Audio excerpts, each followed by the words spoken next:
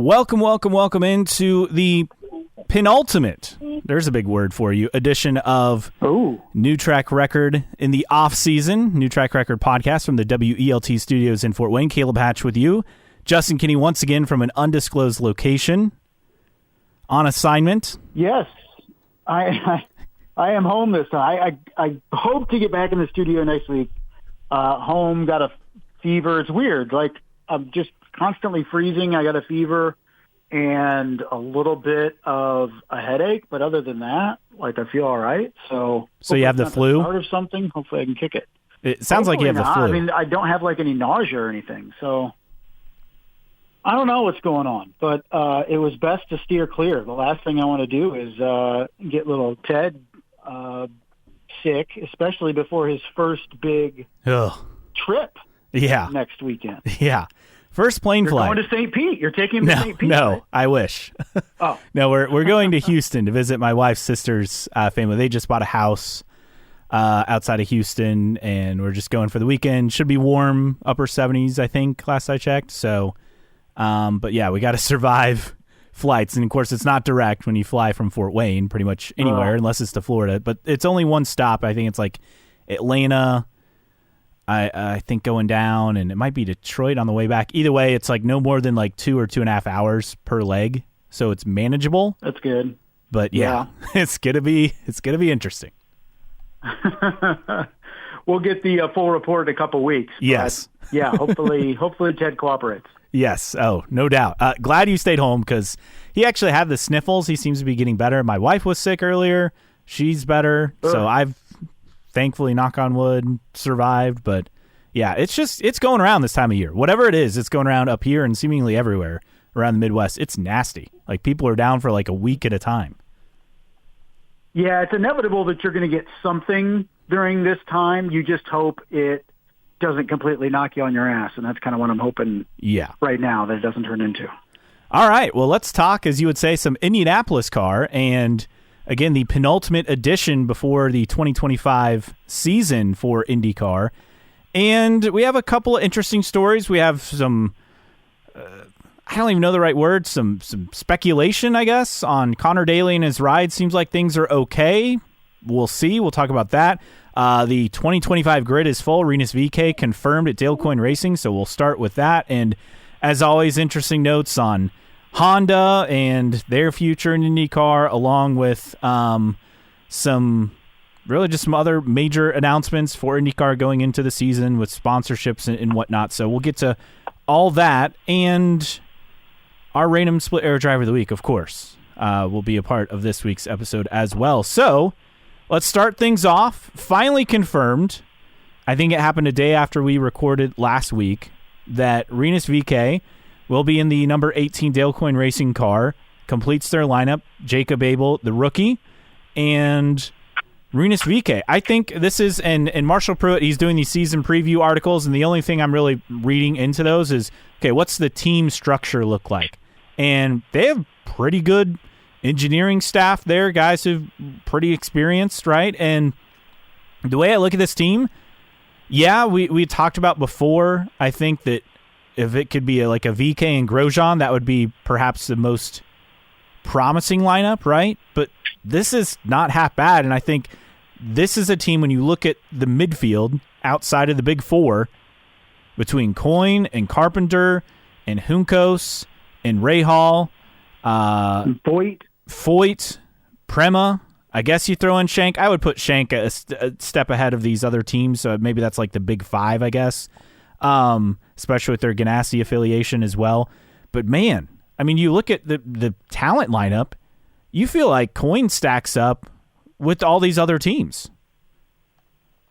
It definitely is a lineup where, unlike previous years in recent history, where we were like, well, this is obviously, a ride by, and you could question whether that driver even belongs in the series. I don't feel like you're there with Coyne this year. I think Rinus VeeKay, for the last couple months has been the guy that we looked at and said he's the best available experienced talent that Dale Coyne could go out and get. Could they get him was the big question. VeeKay doesn't bring a lot of money.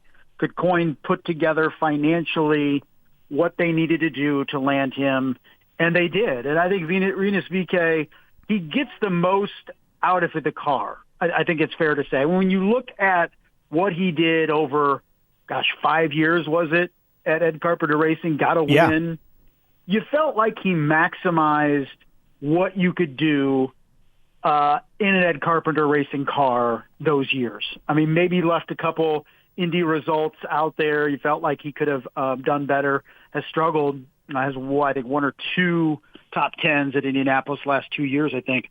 But by and large, you look at his finishes and points, and you say, yeah, that's probably the max of where an Ed Carpenter Racing car could be. Now, what's that expectation? What's that level for Dale Coyne Racing? Is it a little bit lower? Is it around, the high teens when you look at 12th, 13th, 14th place in the standings?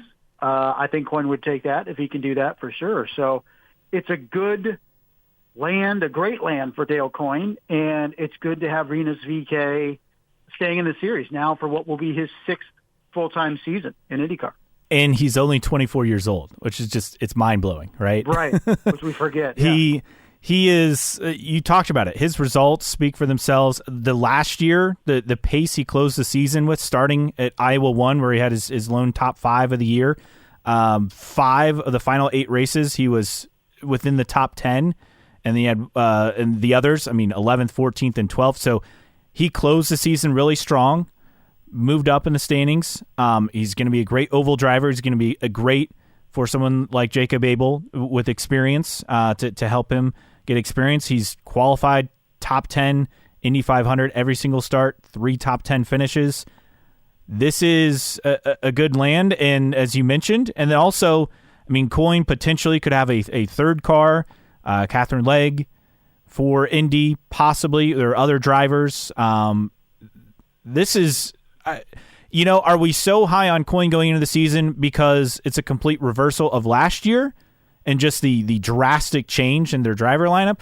Or is it not just that, but that we really believe that Coyne's put together a team that for the first time, really since the Bourdais days, that you feel good about what they have going into a season and can compete for, outside shots at podiums, and, if everything goes perfectly, you'll win. Well, I think you look at the big thing is stability, right? And this team hasn't had stability in recent years. And last year was, maybe the apex of the instability we saw with that team. You had 9 different drivers start at least one race for Dale Coyne Racing last year. And Jack Harvey, did the majority of the races. Didn't, outside of Thermal and Indy and Toronto. And I think Connor Daly did the second Iowa race. But you look down the line and you go, Hunter McElroy and Colin Braun and Lucas Giotto and Legg and Vautier and Sowery. And it's just not only is it pockmarked with multiple rookies, but there's just no consistency either. And you have that this year. Yes, you have a rookie in Jacob Abel, but he's set to be in the car, for all we understand, for the entire season. And then you have a veteran, despite just being 24 years old, a veteran in the other seat in Rinus VeeKay. So I think right off the bat, you have to feel better for Coyne in 2025 than you ever did last year, including the preseason for Dale Coyne, because of so much uncertainty that this team had. Even go 2023, they had that stability there, but nobody in the seat that was as good as a Rinus VeeKay. David Malukas and Stingray Robb. You kind of go back to maybe Takuma Sato in 2022, the last time you felt you had a legit, veteran, good IndyCar driver in a seat for Coyne. So we're going to see how that turns out for them. It's a perfect setup, in my opinion. A veteran guy that's been around and an up-and-comer in Jacob Abel. You mentioned 22 with Malukas as a rookie and Takuma Sato. This is their best lineup since then, without a doubt. And, do you go back further when they had Alex Blow and Santino Ferrucci? Because Ferrucci was 13th in 2020, and Palou, as a rookie, was 16th, and we should have seen it coming. Palou had a podium in just his third race in IndyCar. with Dale Coyne Racing. Maybe we should have seen all this coming back then based on that one single result. But, I mean, 2019 with Bourdais and Ferrucci is the lineup. I mean, you could argue any of those 3 years, 19, 20, 22. So this is going back to the Dale Coyne Racing we expected. And what's most important for them is simple. Get back into the leader circle, which IndyCar announced they're adding $2.2 million, a.k.a. $100,000 extra per. So what is it now, like $1.3 million? I think it's $1.3 million, which now that, and the story on Racer.com that I read about that was, the engine leases have gone up this year. They're waiting on the hybrid costs for this year. So I don't think $100,000 is covering those new costs, but I guess every little bit helps. But you mentioned the real goal for Dale Coyne Racing each and every year. Yeah, you'd like to compete for podiums, and maybe once every 4 or 5 years you can get a win, something like that. But it's not sweating making the leader circle late in the year. Dale Coyne wants 2 guys, 2 teams, 2 cars that are comfortably in the leader circle. And they had that in 2022, and that's what the hope is this year with Abel and Rinus VeeKay, is just get us in, the leader circle so we're not sweating going to the final couple races about whether we're going to get that money. So those are the realistic goals, I think, with Dale Coyne Racing. And if Jacob Abel can continue his upward trajectory that we saw in Indy Lights, then I think this team definitely has a chance to get both guys in there. And apparently it's $1.2 million. That's what it is now, according to Racer. Now, this blows my mind. Maybe next year to go up to 1.3. Yeah. The engine lease program. So you talk about like budgets. Engine leases are going from $1.45 million last season to now $1.6 million. And then you had the hybrid units, which were $90,000 per entry last year, and that was only for half the season. So you can kind of do some math, and it's going to be more than just $90,000 for the full season for those hybrid units. But either way, like you said, the main goal, get both cars in the leader circle. Anything you do beyond that with this team is probably gravy, especially with year one with 2 new drivers. But you have a guy who's a young talent, who's won a race, who's just 24, who's the experienced veteran, which it blows my... I mean, I still think of his start in IndyCar was just a disaster at Texas Motor Speedway in 2020. He crashed in practice, qualifying, and the race. And to see the growth that he had since that moment, to be a race winner in IndyCar, to consistently be challenging for Indy 500 poles, competing at the Indy 500, maybe not necessarily for wins, but running up front, he's really made something of his career after just a disastrous start. It was a disaster start, and there were, nicknames of him, Rinus, the fill in the blank after that, but it didn't take long for him to bounce back. You remember the race right after was the road course at IMS, and he had a top 5. So it really didn't take him long after that disastrous opening at Texas in 2020 to really show what he could do. Of course, he finished third at the Indianapolis 500 that year. That was the Little Aid 500. Mm-hmm. So we saw signs. I mean, the low point for Rinus VeeKay. No, sorry, that was the second IMS GP that year. Yes, I'm sorry, and it was right before the actual 500, right? So, but really his low point that rookie season was the first race, and then it was kind of an upward trajectory after that, starting with that first road course top 5 in the second race of 2020. So ever since then, he's been very impressive. Of course, got the win 1 year later on the road course.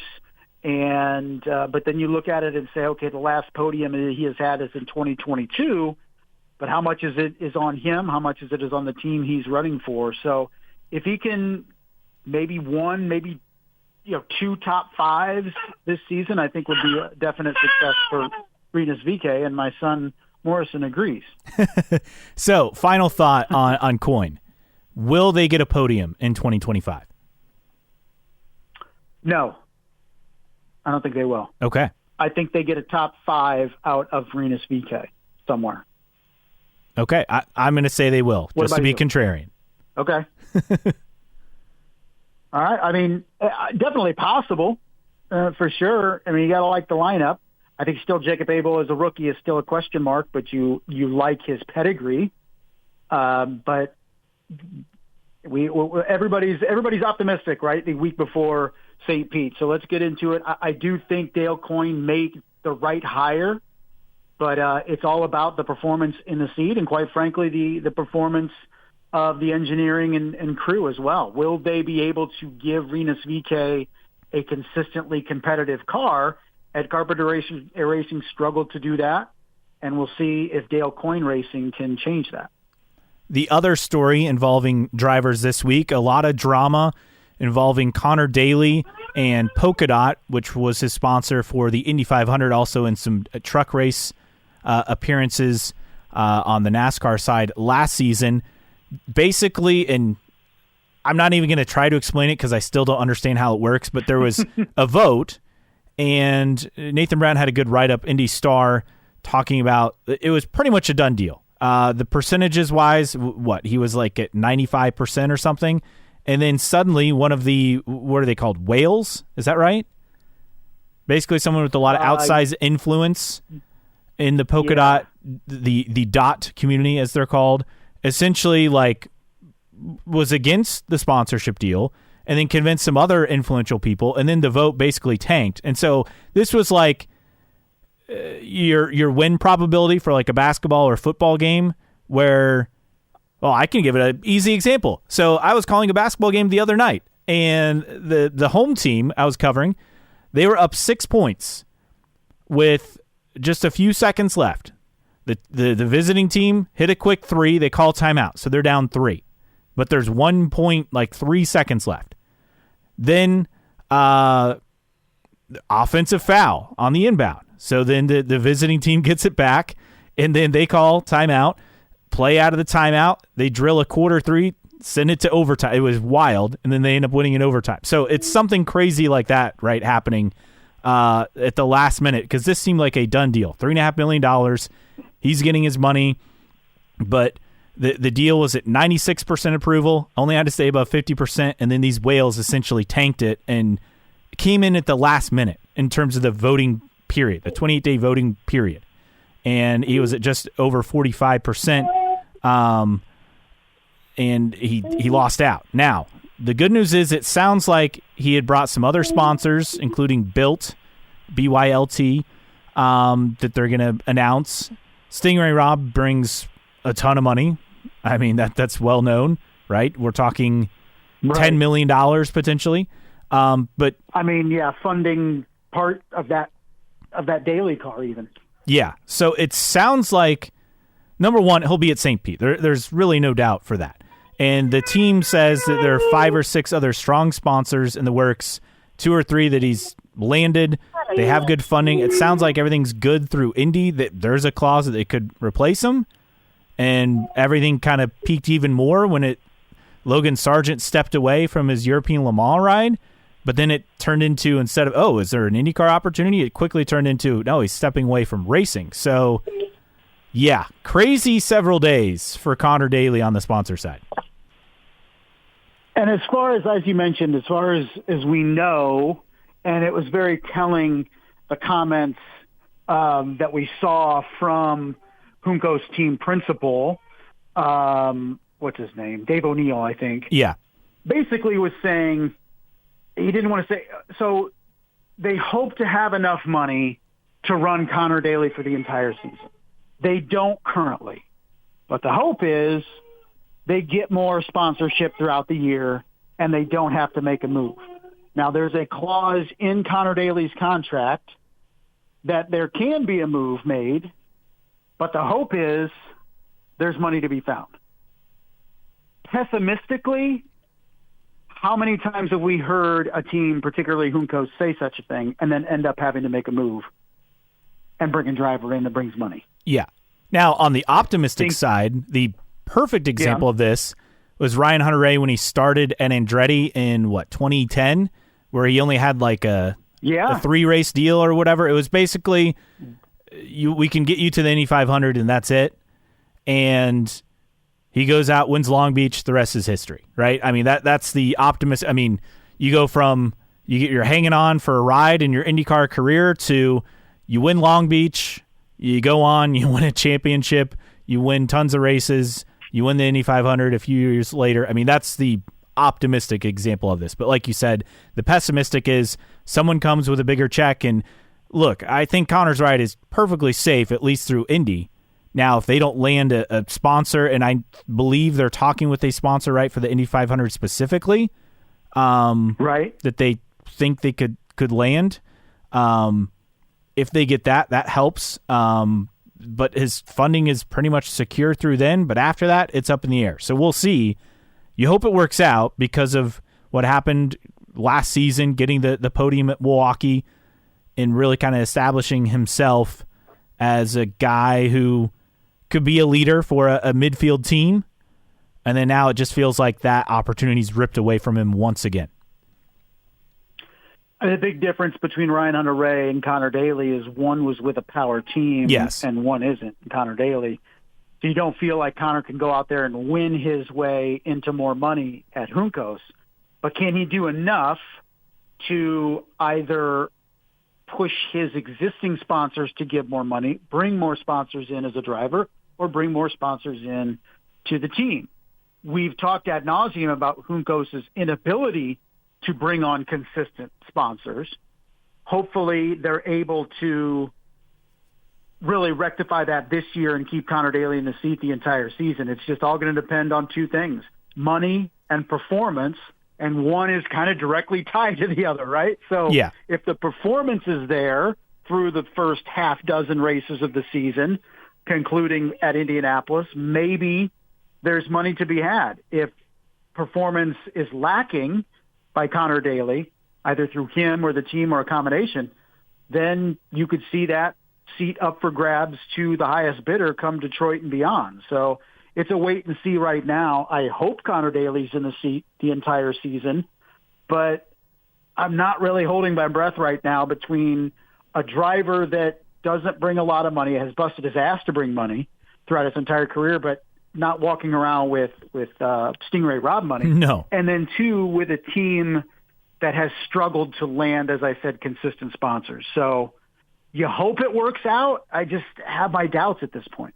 Now, the one positive working for him is there's no one sitting on the sidelines close to the IndyCar paddock that's got a huge blank check. Like, those drivers already have rides. So that's the one thing working in his favor. There's really no one waiting in the wings to replace him in terms of bringing a lot of funding. So that's the positive. I mean, all he needs to do is it's pretty simple. Go out, get results, get some top tens. If you can make a splash and get a podium or a top five, I would hope you've done enough. And here's the thing, because of IndyCar's TV deal, it's so much easier to sell. We've said this so many times. It's so much easier to sell where you can go to a sponsor and say, yeah, every race is on Fox.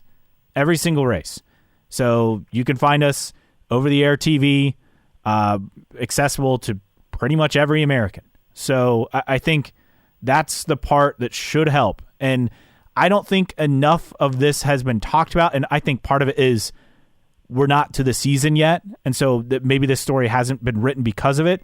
But I'd really like to know, like, what is the impact of the Fox TV deal in terms of searching for sponsors in the offseason going into this season compared to before?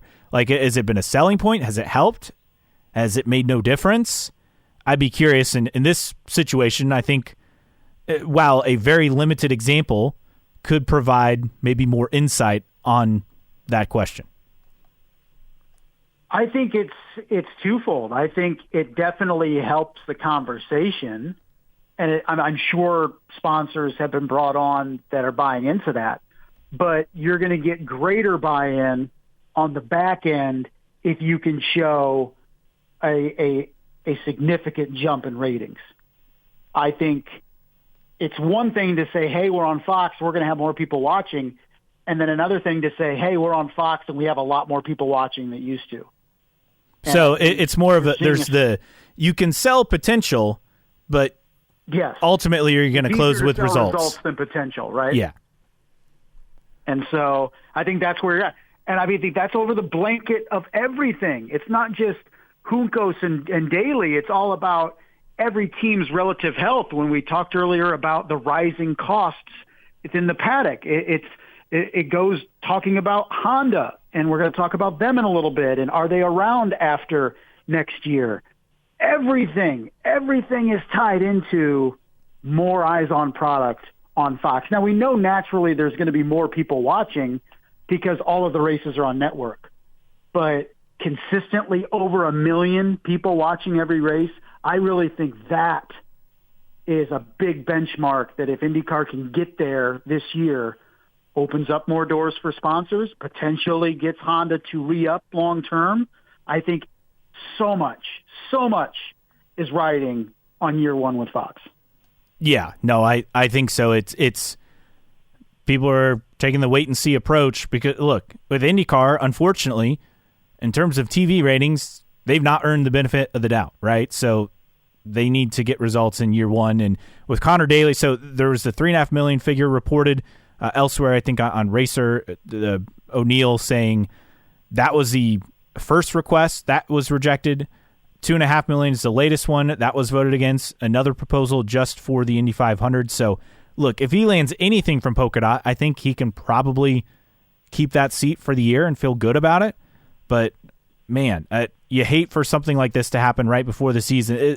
This feels sort of like in prior years. I mean, you go back to, what was it, 2011 when Tony Kanaan and Gilles de Ferran had that team set up, and then the funding fell through. And was it KV that came through with Kanaan?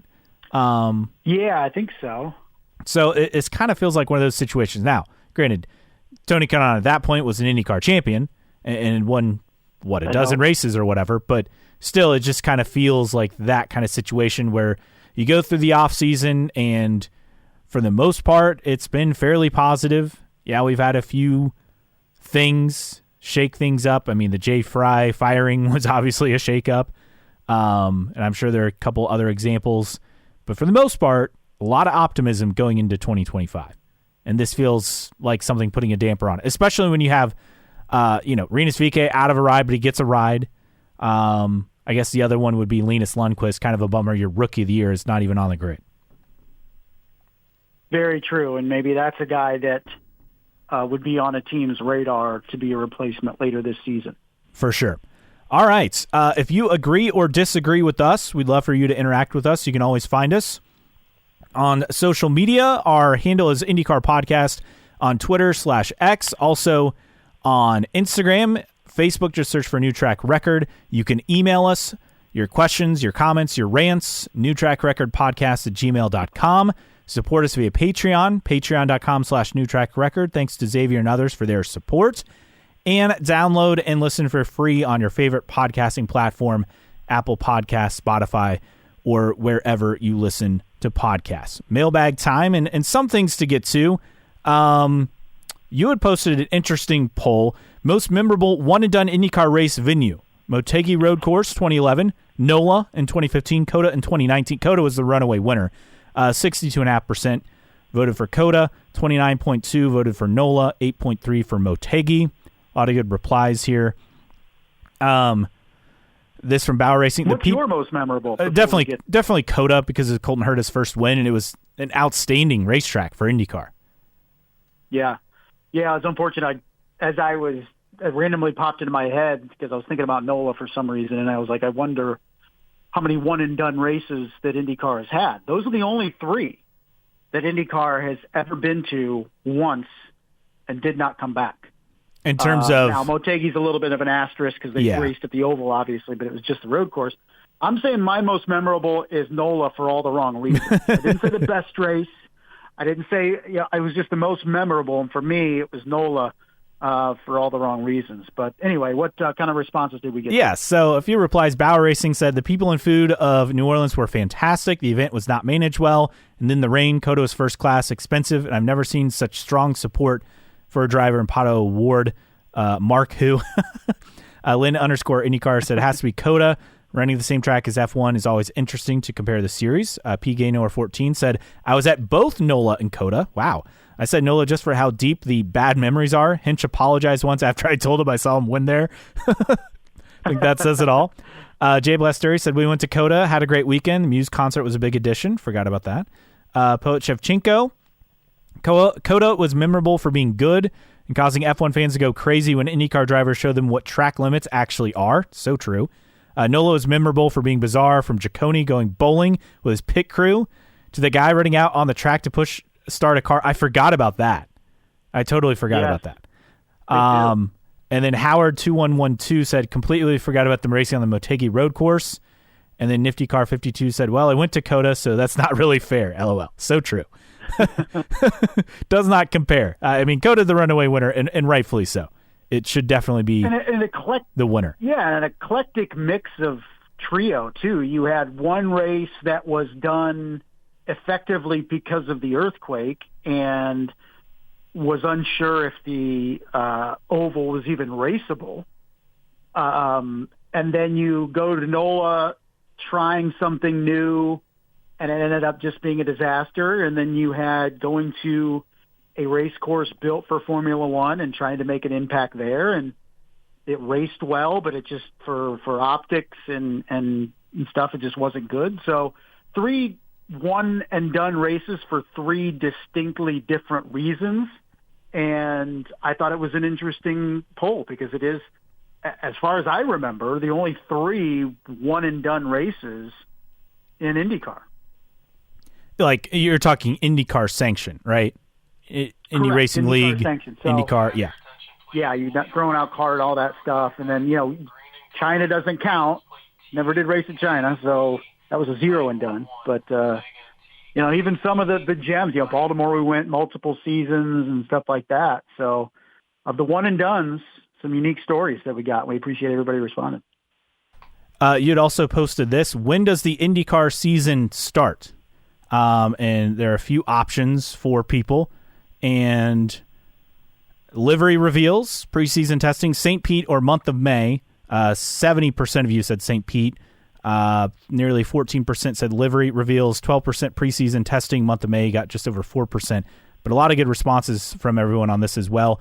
The Hoosier 500, one of our partners, said got to be St. Pete. Scott Segrin said IndyCar season never ends, just cycles through different phases. Nick J. Fletcher, when Dale Coyne Racing confirms their second seat, so in some years my season starts in Portland. That's great. Lynn _ IndyCar said 2 phases. Racing portion of the season begins with media day and livery reveals IndyCar season all year long. JP _ Orlowski 27. Option 5, it never ends. I love filling my off season with old race watch throughs and other media stuff. There's no such thing as too much IndyCar, just a fact. I like it. Tyler Wong 65 said all year long. And Loud Portuguese said, answer is it never ends. Good stuff. But the Dale Coyne seat confirmed. That's awesome. Yeah. For me, I think it's preseason testing. I mean, off-season is what it is. It's off-season. I think if you said, okay, when does the IndyCar racing season start? For me, it's preseason testing. So yeah, Sebring, that's when, for me, you start really tuning in. There was preseason testing at Sebring, and you posted the reminder. Look, testing times don't matter. Everyone's running a different program, and IndyCar can't race at Sebring. And yes, your favorite driver is clearly going to win the series championship in 2025. So true. I think that pretty much covers it. Yes, I mean we're not going to dive into testing times and what happened to the test. Look, they do this every year. There's no reason to overthink it because, like you said, they don't race there. The test times don't matter because everyone's trying to do something different. It's not all about getting the fastest lap. It's not qualifying, right? And correct. And look, everyone's optimistic, right? It's just like every season preview where, in other sports where it's like, yeah, they've gotten stronger and faster. And, it's like no one's like, yeah, we had a bad off season. We're not looking forward to the upcoming season. It was a bad off season. We got slower. We feel more lethargic. We got weaker. Like no one's saying that, right? So, I think it's good perspective going into it. And I think with that... Yeah, it definitely is. Here we go. One more. And this is good news. So IndyCar changed some race lengths, among some other changes. Long Beach has added 5 laps, Mid-Ohio 10, Iowa 25, Toronto 5, and Nashville 19. And I said, oh, good. We can reduce the fuel save talk from the green flag, which just drives me nuts. Scott Segrin said, no race link will eliminate fuel saving as part of racing and depends on when the yellows fall. Yes, but this could maybe at least change the strategy from being complete fuel save. And I get it. They're always saving fuel from the start. But I guess on the broadcast, it's such a focal point. It's too much. Lynn _IndyCar said, is IndyCar proofing races to prevent Justin's favorite driver to win on amazing fuel strategy? Hashtag drive for 7. Scott Dixon reference. It's great. Tyler _Allen said, I hope St. Pete was horrendous last year. Yes, it was. People like Joseph Newgarden was class of the field. Like, no, everyone settled with where they were and never pushed 100%. And finally, Poet Shevchenko, why not change the radio call out from green, green, green to save, save, save? That's what it feels like, though. Like, I mean, when you start talking on the broadcast immediately about, oh, we got to save fuel, we got to save tires, it's like, we're racing here. Right. Yeah, and that's the thing. I think there's some good points in the comments. You're never going to completely get rid of fuel save. But, more racing is better for everybody, right? Give me 10 more laps anywhere, and it's going to be better. You're always at the whim of when the cautions fall, and if somebody can stretch their fuel, that's never completely going away. But to your point, when you can at least attempt to eliminate some of those conversations from lap 1, that is a good thing. Oh, without a doubt. And multiple people had pointed this out. I think it was on the Racer mailbag. But the Valpak IndyCar mailer, which Valpak is the Dale Coyne Racing sponsor, I think people forget that it's on the front wing end plates. But they have IndyCar on Fox March 2nd on the cover of it. Now, we don't get Valpak in Fort Wayne, right? I was going to say, like, who gets Valpak? Like, I know growing up in Indy, we got Valpak, but I've never seen it up here because we have, like, a local mailer that we get up here. Mad Money, right? Yeah, so it's like, is it... So it's full of coupons. Like, yes. Is it local? No, it's a national. Okay. It's a national thing. Okay, but it's like, so it's all national brands. Like, you know, yeah. Obviously your city has them, but it's for the big franchisees. It's not, for hyper locals. Kind of what I'm talking about. I think so. And then one other thing for the mailbag from Poet Shevchenko. Starting my read through, talking about the mailbag. This is the first thing that stuck out to me: a series with 27 full-time entries. And a supportive TV partner who is putting all the races on network TV should not be prioritizing cost savings. And that's talking about the new car. And with that, I think it's perfect to transition from the mailbag to news and notes. And let's start with the Racer mailbag just because we had so many things to get to from it. And this in particular, with the new car, is that... Fry had been pushing for a compromise, Jay Fry, while the Penske execs are said to have been pushing an all-new car, talking about the new car development for potentially 2027. And while many of us would love a 100% new car, that note below about costs being on the rev limiter while using an extremely old car the teams all own outright is a fear that Fry held. So he tried to steer the new car conversation away from where the execs are taking it. Might have been the final straw. Pruitt said, I'm aware an email was sent days prior to his firing. By last Monday, press release was being written. Wheels are in motion for his termination on the Tuesday morning. Interesting. Look. Lot to digest here, right? I understand the cost savings because the costs are insane. Now, part of it is because IndyCar keeps adding stuff to the car to make it more expensive. I mean, the hybrid unit, right? More expensive. The aeroscreen, more expensive. Changing little things like that adds a lot to the cost. Plus, the engine leases keep going up. The tire bills keep going up. Now, with a new car, you at least have a fixed cost, and the car is designed for these add-ons where I would think it would help reduce costs. I don't know. I mean, some stuff needs to be spec, and some stuff needs to be able to be developed. But there's so much to unpack there, like you said. Well, it's almost like you can't have your cake and eat it too. So how much have we heard from the team owners and, quite frankly, media that the series needs a new car desperately? Okay? Well, so the series is starting to do that. And then now there's media pushback. Well, it's going to be so expensive. Well, of course it's going to be expensive. It's going to be a brand new car. So I kind of just, I don't understand how you can talk out of one side of your mouth and say this series needs a new car, and then the other side going, man, they're going to do all new parts on this thing. It's going to be so expensive. It's kind of like, how many pieces from an old car do you want, as opposed to just from the ground up building a whole new chassis? So, it's never a perfect solution. I'm not saying Jay Fry, deserved to be shown the door as a separate story. I think he was a phenomenal asset for IndyCar for so long. But at the same time, the pushback saying, well, the series needs to at least be cognizant of costs is kind of silly to me when we're looking at another season of 27 full-time cars. And make no mistake, it would be 29 if you didn't have the charter system, with Ganassi having 2 more cars in the field. Oh yeah.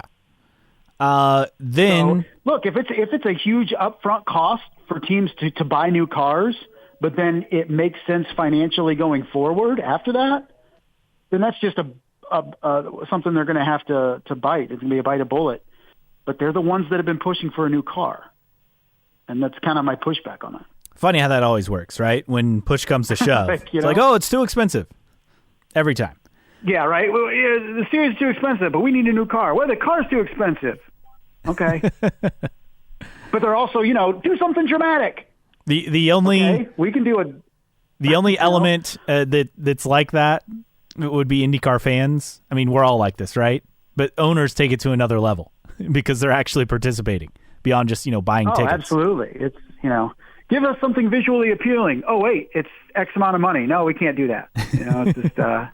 But he's like, do the Delta Wing. Well, okay, Delta Wing is, $3 million per chassis. Oh, wait, that's way too much. Just go back to something we used to do. Elsewhere in the racer mailbag, this was the bombshell, which we're all afraid of. Honda is 9 toes out the door once its supply contract is fulfilled after 2026. Is there a chance Penske/Bowles could convince them to stay? Of course, but it's starting to feel like Honda is Lauren Holly and Penske is Jim Carrey in Dumb and Dumber. So you're telling me there's a chance? That's right. There is a chance. As we mentioned, Honda is kind of wait and see if there's a major impact with IndyCar being on Fox. I don't think anything right now that Bowles or Penske can say that would make them change their mind.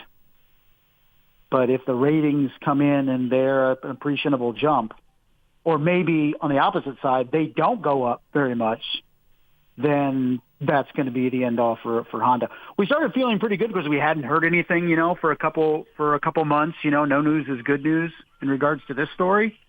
But then when we get that little tidbit from Marshall in the mailbag, it kind of just it makes you depressed. It drags you down here, which we shouldn't be feeling on the eve of the season starting next week. No, certainly not. And elsewhere in the mailbag, I think there was like one other thing, right? So that Valpak thing went to 40 million people. So that's really good to see. What was the other notable thing in the mailbag? I know I'm missing something here. I'm trying to remember. It was a bunch of little tidbits in there, and they were all negative. Yeah. It was one of those weeks. I mean, he kind of had the same point with like a functional organization as leaders in a range of major categories, doesn't try to pile all manner of departmental responsibility onto the president. Kind of that's the same point we made last week. I think it was didn't he have something on S.J. Ludke? Was it just more the handling of Fry's? I think so. Ouster? Fry was stunned. One thing was, too, that I read was when the VP of marketing left and they couldn't find somebody qualified to replace her. Yeah, that's the S.J. Ludke thing. Year. Yes. Which was like, so I'm trying to search it here. It was S.J. Ludke left. Yes, and yeah. She was the VP of marketing. She quit in December of 2022. Penske conducted a nationwide search for her replacement. Couldn't find anybody qualified that wanted the job. So they basically ditched the position and spread her duties to a lot of other people. And remember when she was brought on, I think in 2019, like it was a glowing review of her, had a great resume and how impactful she was going to be. She leaves and then they don't replace her. Well, pre-Penske hire, right? For sure. And, if you don't fit, and that's the big thing, like if you don't fit the company line, if you don't toe the company line, and we know that Jay Fry was a guy that spoke his mind. And whether it was the new car or whatever, he was not a guy that was just going to go along to go along. And I think eventually he wore out his welcome because of that. I think the big question is Doug Bowles going to be a guy that's a yes man to Roger Penske and Penske Corp, or is he going to be a guy that questions things like Jay Fry did? I get the feeling that it is not a position where you challenge Penske Corp very much and last very long. Is kind of my feeling. Yeah, I have the same feeling with all of that as well. Moving on, so we teased rule changes for 2025. We talked about the race length distances as one of the things. Elsewhere, among rule changes for IndyCar, they've altered the oval start/restart procedures. A formalized practice format changes. This from Nathan Brown for most road and street courses. Tire allotments have been changed for multiple tracks. These are some of the highlights here. Look, we don't need to go more in depth on oval start and restart controversies, right? We can skip Let's just that. hope they're better this year. IndyCar drivers can use the hybrid to restart the car on pit lane, something that Colton Herta got away with and got penalized for in the season. There will be local yellows with new cockpit notifications, so that's positive. I mean, in theory, that's going to be good. Will it work? I mean, will it work as intended? Good question. Because I would imagine that still has to go through race control. It's not going to be somebody with a flag in their hand pushing a button and all of a sudden the yellow starts blinking in everybody's cockpit. Maybe it is. That'd be great. But if it works as intended, it will be good. But with IndyCar, you always have to ask, will it work as intended? Yeah, like the LED lights. Never forget. Precisely. Elsewhere, so IndyCar will start confiscating the custom molded driver seats and seat belts in the event of crashes that exceed 65 Gs, that per racer. Also, they've mandated. That presumed happened. One would think, right? Like, I just for safety. That with big crashes, they would confiscate those things. Anyway, a new spec fuel flow meter mandatory for all competitors, and so we talked about tire allotment. And what's also notable with this is there's supposed to be a wider difference between primaries and alternates in terms of tire wear, which would be good. So I hope that happens. The driver's eye camera, it was supposed to be in all races. It's now planned for 4 per racer.com. They'll test it in practice at the Acura Grand Prix of Long Beach. They plan to have it for a race after Long Beach, which would be Barber, Indianapolis Grand Prix on the road course, and then the Indy 500. So that'll be a cool feature. Just a bummer it's not going to be at St. Pete in every race throughout the year. Several other little small things. The plan to switch from magnesium to aluminum wheels, that's been delayed to 2027 at the earliest, per racer as well. Cost thing. Yeah, that eventually that'll happen and be better in terms of cost, but going to have to wait another couple years for that. Continuing on, IndyCar drivers, we're at PBR, the Professional Bull Riders event, I believe in Indy. There's Kiffin Simpson, Stingray Robb, Ed Carpenter, David Malukas, so some good PR there. We haven't even talked about Elio and his wild week at Daytona. So he got taken out in the Daytona 500, was taken out in the ARCA race at the end, but he did finish 5th. Hopefully he's back, because I think this was a cool thing for us to follow. I don't know. Do you think he's back? I hope so. I would hope so. I think he wants a proper chance to really compete in the Daytona 500. Unfortunately, that race has just become all about luck. Can you survive and be there at the end? And even if you are at the end, can you survive inevitably what the last big wreck will be. And at the end, I think we saw meaning over the overtime, not right, the end of the allotted not laps. Even the allotted 500 miles. Just silly. I think we saw over the course of the week that car had speed. Elio handled himself well in the draft. What we saw, it was just being caught up in a wreck. It's pack racing. There's no real ability to jump out of line and make moves unless you get help. So it's just a crapshoot at Daytona. And Elio has had a tremendous amount of luck. Luck goes into it in winning 4 Indianapolis 500s, but he's also had a tremendous amount of skill. And right now at Daytona, it is a lot more luck and a lot less skill that dictates who wins that race. Let's just put it this way. I don't know the exact words that I texted you because I caught the end of the race, but it was I viewed it kind of like Denny Hamlin did, just an absolute joke. It just something needs to be said. I mean, that was not racing. The fact that Denny Hamlin and Austin Cindric, who were leading going into the backstretch, those were the two cars battling for the win, get taken out because this is just what happens every year at Daytona now. We don't need to rant on this anymore, but correct. It's a joke. It's an absolute joke. Well, yeah, and that is not what racing is about.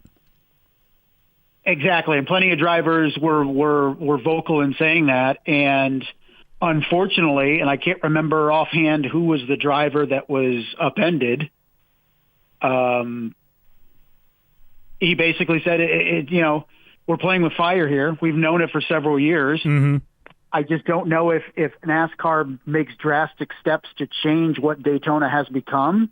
Oh, was it Ryan Preece? Somebody gets seriously hurt. Was it Ryan Preece who went upside down?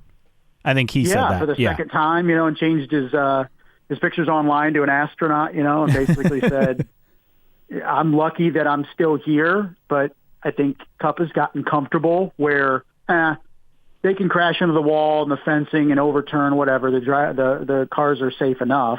You would think the teams, something unfortunately has to happen, would be sick of just all the repairs. Like anytime you go to a super speedway, just an insane amount of repairs because of it every year. But you're only talking, 4 races, 4 out of what, 30-some? Yeah, so, that's true. It's and that's the thing is unless the teams and drivers really start protesting, really start threatening not to race. Other than that, I just see a serious injury or unfortunately a fatality have to happen before NASCAR does anything.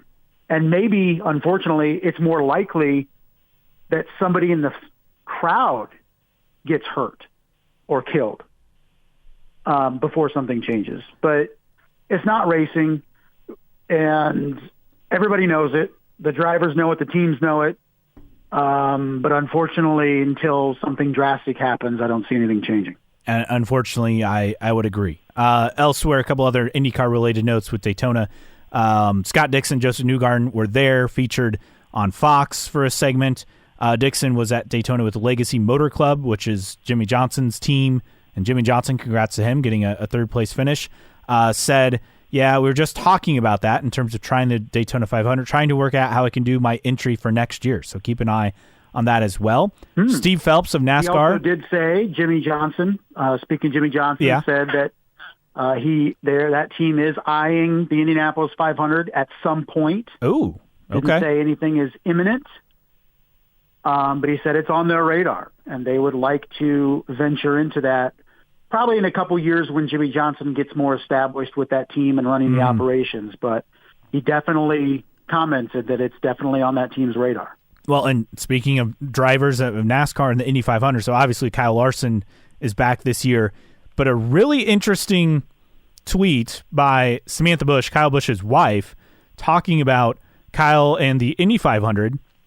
Someone asking her, wondering if Kyle Busch has found a ride for the Indy 500. I watched him on Pat McAfee's show. Pat said, find a car he would pay for him to race.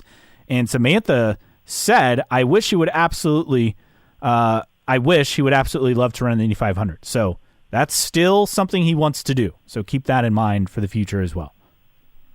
Yeah, and winning over the wife is like half the battle. Yes. How many times have we heard from Jimmy Johnson even is like, my wife was not too into open wheel racing. So if you win the wife over, then you got a good chance of running the 500 because some drivers I think would like to do it, but their significant other is not a fan.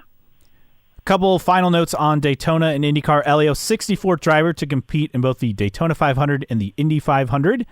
And Steve Phelps of NASCAR talking about IndyCar promotion. I think Fox did a good job with the IndyCar commercials. We want to root for IndyCar. Having motorsports rise helps everybody. NASCAR being the king of the hill here in the United States, it's especially good for IndyCar. So, hey, we'll take that as well with that. Moving on, news and notes wise, this is finally officially official. It was kind of leaked, like what, in a mailbag or a racer article about Tony Kanaan being the team principal for McLaren IndyCar, Arrow McLaren. Finally official. And then you have Kevin Timjohn to join as president as well. So that's finally out there for Arrow McLaren. You have the Carb Day lineup announced. Brett Michaels and All-American Rejects. All right. Yeah. So All-American Rejects out of the 90s. I mean, so we're not going back to the 80s. Well, no, 2000s. They're more recent than that. But they got their start in the 90s and went into the 2000s. So, we always joke around about, the 70s and 80s as being the prime acts for for Carb Day. But, no, it's a solid lineup. I like Brett Michaels, some Poison, and then All-American Rejects are solid as well. Yeah, move along, right? Yeah, let's go. And then, we're more in touch with the Carb Day lineup than the race day lineup. Yes. Yeah, for the snake pit. In the snake pit. That's the reality. Not our scene, and that's perfectly fine. That is fine. We're comfortable with it. But Carb Day, more our speed. Yes. So that's official. Also, with the Indy 500 ticket sales, this was an article from last Friday, Nathan Brown of the Indy Star. They had sold at that point 8,200 more tickets with 100 days to go than a year ago, so we could have a grandstand sellout, which last year I think we would have if not for the bad weather forecast leading up to the race. Yeah, and of course the everlasting question as we get into May, will they lift the blackout? The blackout for the Indy area if they do get a sellout. Fox, IndyCar on Fox crew, so we know the booth, Will Buxton, James Hinchcliffe, Townsend Bell. In terms of pit road, some nuggets coming out. Nathan Brown said he expects Georgia Henneberry, congrats to her, she just had a baby, but she'll be back working in the IndyCar pits sometime this spring. Also told likely have 3 reporters on pit road. Usually they do 2. You would expect Jamie Little at least at the Indy 500, maybe for most of the season. The other pit reporters to be determined. The series formerly known as Indy Lights, the winner will get $850,000. Morrison thinks that's funny. Yes, he is. The prize. He's trying out for the pit reporters. Already talking away. Rookie oval test, Indy 500 open test, and 2026 Indy 500. One more 2026 IndyCar race. That's the confirmation part. Penske Entertainment hopes other IndyCar teams draw inspiration from Prema's launch event at the start of the year. That from Racer. We're just going to read you this last paragraph with quotes featuring McLaren Racing CEO Zach Brown. Yeah, we definitely need to do that, he told Racer, talking about launch events, but said he'd prefer to have something new to show in the process. And then the quote continues, but that also comes with getting some new equipment every once in a while. Because right now there's nothing super exciting about a new livery because it's just a livery. But I think what Prema did, which I thought was very good. We've done our version of that, and I think there's more we can take from what other series are doing with their launches. We need to do more. Spot on. Look, F1 did their F1 75 live this past week for their 75th anniversary, getting all the teams together. It largely worked for Formula One. But here's the thing. Prema made sense because it's a new team, first year, right? McLaren's done their version, as they've mentioned. But if the car's the same every year, why the heck would you do a grand reveal? Other than liveries, who cares? Yeah, if you're changing sponsor partners, there's really no reason otherwise to do it. Right, and that's just kind of okay, it gets the team and the sponsors excited, but why am I tuning in for a Foyt livery reveal if there's nothing new on the car? We have some big news that just came down a few minutes ago for IndyCar. Bruce Martin reporting, and this is huge, that Hy-Vee is no longer the title sponsor for IndyCar at Iowa Speedway. They will continue in an event capacity. Ticket prices reduced. So, well, that's not good. Yeah, I would assume the concerts are gone. Well, I mean, we knew inevitably. We saw it at St. Louis, at Gateway. As soon as NASCAR comes in, the priority shifts. Mm-hmm. And that's where we're at. So we'll see if Iowa survives now. It had a problem surviving before. We'll see. So, one step forward, two steps back, two steps forward, one step back. Here we are because we have a new title sponsor for the Milwaukee Mile with Snap-on, and now we're losing Hy-Vee, which is basically has fueled that weekend since its return. Yes, so the full details, this from Bruce Martin of Forbes.com. Hy-Vee out as the title sponsor. They remain an event sponsor. Also reports the Big Name Entertainment, no longer part of the race weekend. Ticket prices significantly reduced, according to officials, with the event. They'll keep, obviously, the race dates there. Tickets will go on sale in March. Significant reduction because the entertainment aspect is gone, so you would hope you can sell more tickets. The downside is a lot of people were just going for the concert, so what's going to be the draw for not one but two races there? This is tough. Well, especially when last year's races were turds. That's going to be one race as soon as next season, and then hopefully it can survive on the schedule as one race, maybe one night race, a Saturday night race. That's the best case scenario for Iowa Speedway going forward is one race. Worst case, obviously, it dropping off the schedule. Yeah, I don't feel good about its future even for 2026, to be honest, with this move, unless they can land a title sponsor. I think it has a chance. I think it has a chance being one race and hyping it up if it's good racing. I mean, that's what I think. If it's another bad show this year, you may as well not go back anyway. So I think this year is going to be very important if you can put on a couple good shows. And maybe, the good thing is maybe you have some time to find a title sponsor to step in for this year. But for 2026 and beyond, this is not a bombshell in terms of the acts going away. I could very well see them just moving over to the NASCAR weekend. But yeah, the future of the Iowa Speedway on the schedule is now an open question, but altogether not surprising, unfortunately. Yes. Elsewhere, some St. Pete news. For the opener, Susie Weldon will wave the green flag, and Sebastian Weldon, Dan Weldon's son, and obviously Susie's son as well, will drive the pace car for St. Pete. 20-year anniversary of Dan's win in the inaugural running. Well, to be clear, inaugural IndyCar running. It ran as a kart race in 2003. Just to be clear. I still think Sebastian Weldon is like 10 years old. He's not. 16 years old. So he was in USF Juniors last year? I'm not sure where he's going to be this year. I think he's overseas this year, if I'm not mistaken. Is he? Just amazing. When I first saw that, I was like, how are they going to let a 10-year-old drive that? And then I'm like, oh, yeah, he's older than that now. Yeah, a lot older.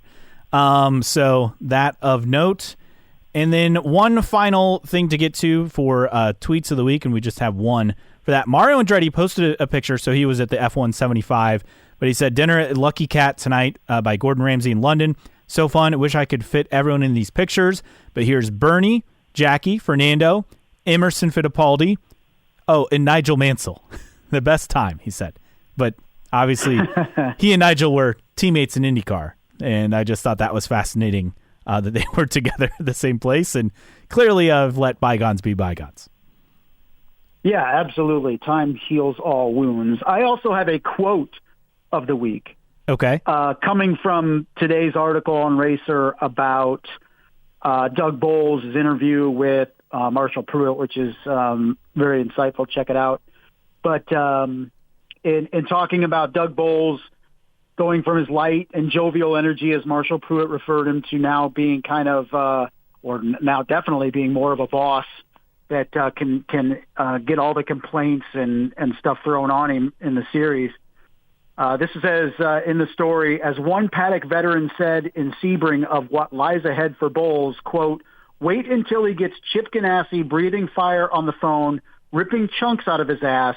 This ain't a bed of roses to lie in." Oof. So, but Doug Bowles is going to be dealing with some different energy from people that he's grown used to knowing at Indianapolis now that he's responsible for the entire series as its president. And another thing in this story, Doug Bowles in particular comments that while 100% of his energy in day-to-day operations previously was devoted to the Indianapolis Motor Speedway, that will now drop to 30%, as has some help now on site at IMS. But I thought that quote was very telling on what lies in store for Doug Bowles as soon as next weekend. Time for Tweets of the Week, and it's just one tweet. Joey Barnes, who, congrats to him and Nathan Brown teaming up for the Inside Line podcast. I believe that launches next week, but had this to say. There is really no need to capitalize every letter of your primary series, junior series, and sanctioning body, especially when it isn't an acronym. Thanks for coming to my TED, in parentheses, Technology, Entertainment, and Design, in parentheses, talk. Just, it's one of those things that continues to be absurd. We've just kind of, we've talked about it. Oh, yeah. Or it's just kind IndyCar of all caps. But, NASCAR. Oh, what's NASCAR stand for? Well, National Association Stock Car Auto Racing. Yeah, right? Stock Car Auto Racing. What's IndyCar stand for? Well, IndyCar. Well, then why is it capitalized? We'll never know. But, yeah. So, anything else that we missed? I don't think so. I think we got all the preseason stuff out of the way. Morrison's outraged. Yeah, he's outraged at Iowa. I don't blame him.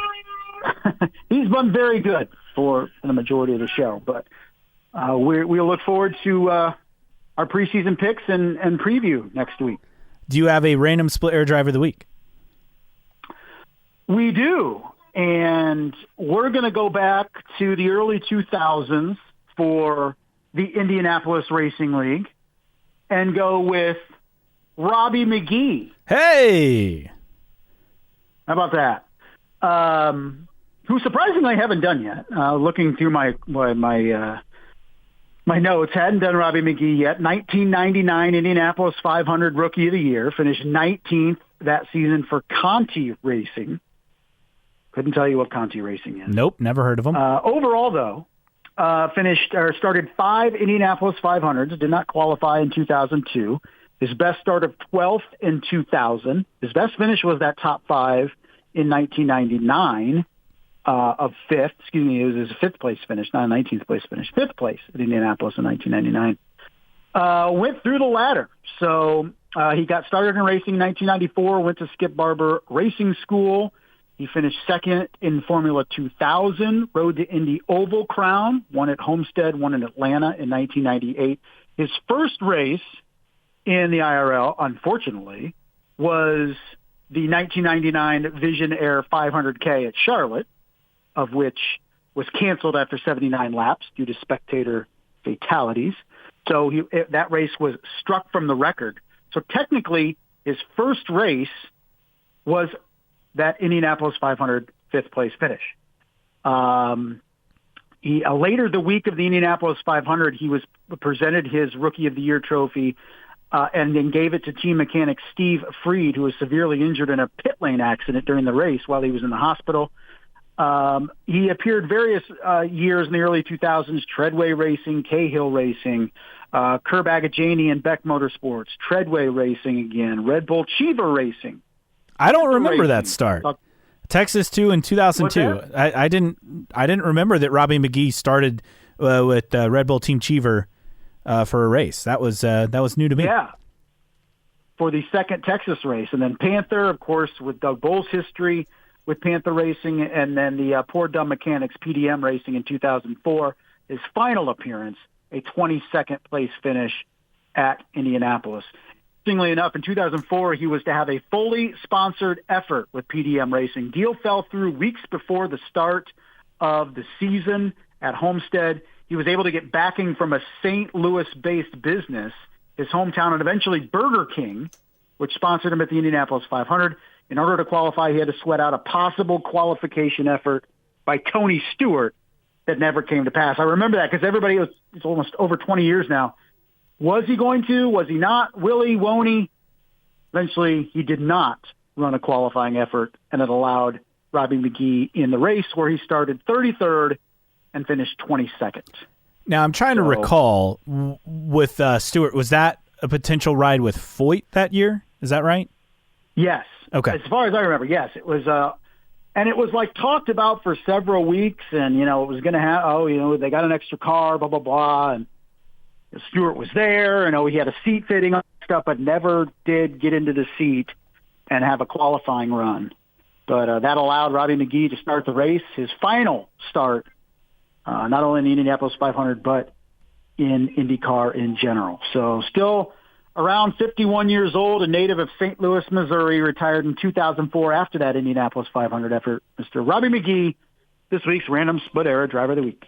All right, that does it for us. For Justin Kinney and Morrison, I am Caleb Hatch. Thanks for joining us on New Track Record Podcast. We'll be back next week with our 2025 IndyCar season preview. And one more mention, forgot. Thanks to everyone who has joined our IndyCar Fantasy League on Grid Rival. Download the app for free.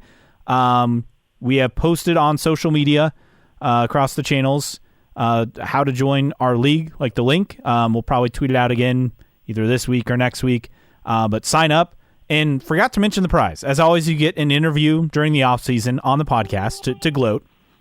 And you'll get a new pack of the IndyCar Parkside cards, and then an old pack of those retro cards from, I always forget, is it like 92, the year for those? Yeah, 92 or 93. I believe. Yeah, so you'll get a pack each of those as well for your prize. So make sure you sign up.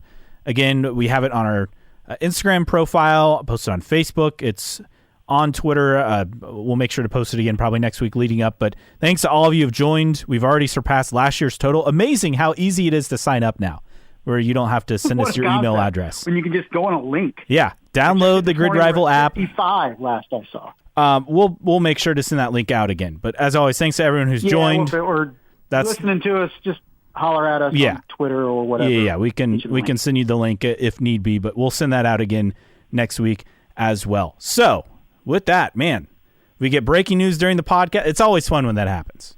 Better than after we record. Yes, no doubt. All right, well, for Justin Kinney, I'm Caleb Hatch. Thanks again for joining us on New Track Record Podcast.